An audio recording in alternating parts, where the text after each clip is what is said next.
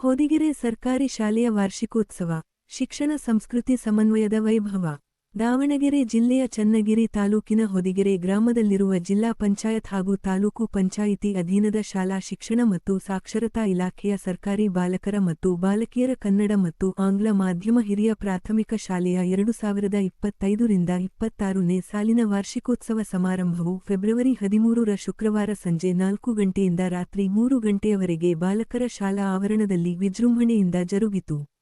ಶಾಲಾ ಅಭಿವೃದ್ಧಿ ಮತ್ತು ಮೇಲುಸ್ತುವಾರಿ ಸಮಿತಿಯ ಅಧ್ಯಕ್ಷರು ಹಾಗೂ ಸದಸ್ಯರು ಕಾರ್ಯಕ್ರಮಕ್ಕೆ ಅಧ್ಯಕ್ಷತೆ ವಹಿಸಿದರು. ಚನ್ನಗಿರಿ ಬಿಒ ಕಚೇರಿಯ ಪ್ರತಿನಿಧಿಗಳು, ಪಾಂಡೋಮಟ್ಟಿ ಕ್ಲಸ್ಟರ್ನ ಸಿಆರ್ಪಿ ಗೋವಿಂದರಾಜು, ಗಂಗೂರು ಗ್ರಾಮದ ನಿವೃತ್ತ ಮುಖ್ಯ ಶಿಕ್ಷಕರಾದ ಹನುಮಂತಪ್ಪಯು ಸೇರಿದಂತೆ ಗಣ್ಯರು ಉಪಸ್ಥಿತರಿದ್ದರು. ಕಾರ್ಯಕ್ರಮವನ್ನು ಉದ್ಘಾಟಿಸಿ ಮಾತನಾಡಿದ ಕರ್ನಾಟಕ ಕಾರ್ಯನಿರತ ಪತ್ರಕರ್ತರ ಧ್ವನಿ ಸಂಘಟನೆಯ ಚನ್ನಗಿರಿ ತಾಲ್ಲೂಕು ಅಧ್ಯಕ್ಷ ಡಿ. ಗಿರೀಶ್ ಅವರು, ನಾನು ಇದೇ ಶಾಲೆಯಲ್ಲಿ 1ರಿಂದ 7ನೇ ತರಗತಿವರೆಗೆ ವಿದ್ಯಾಭ್ಯಾಸ ಮಾಡಿದ್ದೇನೆ. ನನ್ನ ತಂದೆ ಕೆ. ದೊಡ್ಡಪ್ಪ ಅವರು ಇಲ್ಲಿಯೇ ಮುಖ್ಯ ಶಿಕ್ಷಕರಾಗಿ ಸೇವೆ ಸಲ್ಲಿಸಿದ್ದದ್ದು ನನ್ನ ಜೀವನದ ಹೆಮ್ಮೆ.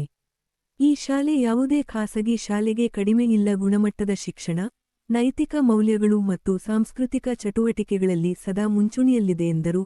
ಸರ್ಕಾರಿ ಶಾಲೆಗಳ ಉಳಿವು ಮತ್ತು ಅಭಿವೃದ್ಧಿಗೆ ಸಮಾಜದ ಸಹಕಾರ ಅತ್ಯಗತ್ಯ ಎಂದು ಅವರು ಒತ್ತಿ ಹೇಳಿದರು.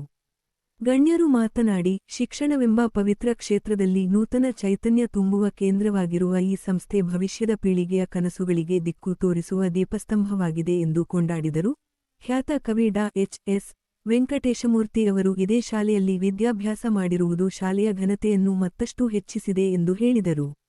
ಜೊತೆಗೆ ಹೊದಿಗೆರೆ ಗ್ರಾಮವು ಶಾಹಜಿ ಭೋಸಲೆ ಅವರ ಸ್ಮಾರಕ ಹೊಂದಿರುವ ಐತಿಹಾಸಿಕ ನೆಲವಾಗಿದ್ದು, ಚನ್ನಗಿರಿ ತಾಲೂಕು ಅಡಿಕೆ ನಾಡು ಎಂದು ಪ್ರಸಿದ್ಧಿ ಪಡೆದಿರುವುದು ನಮ್ಮ ಹೆಮ್ಮೆ ಎಂದರು. ಶಾಲೆಯ ಮುಖ್ಯ ಶಿಕ್ಷಕರಾದ ಜಯಪ್ಪ ಬಿ.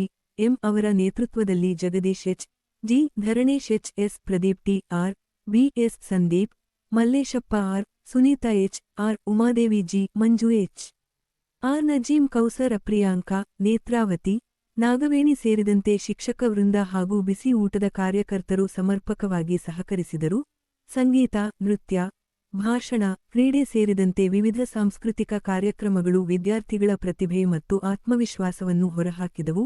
ಪೋಷಕರು, ಊರಿನ ಪ್ರಮುಖರು ಹಾಗೂ ಸುತ್ತಮುತ್ತಲಿನ ಹಳ್ಳಿಗಳ ಜನರ ಸಮ್ಮುಖದಲ್ಲಿ ನಡೆದ ಈ ಸಮಾರಂಭ ಶಿಕ್ಷಣ ಮತ್ತು ಸಂಸ್ಕೃತಿಯ ಸಮನ್ವಯದ ಅದ್ಭುತ ನಿದರ್ಶನವಾಗಿ ಎಲ್ಲರ ಮೆಚ್ಚುಗೆಗೆ ಪಾತ್ರವಾಯಿತು. ವರದಿ ಡಿ. ಗಿರೀಶ್, ಚನ್ನಗಿರಿ ತಾಲೂಕು.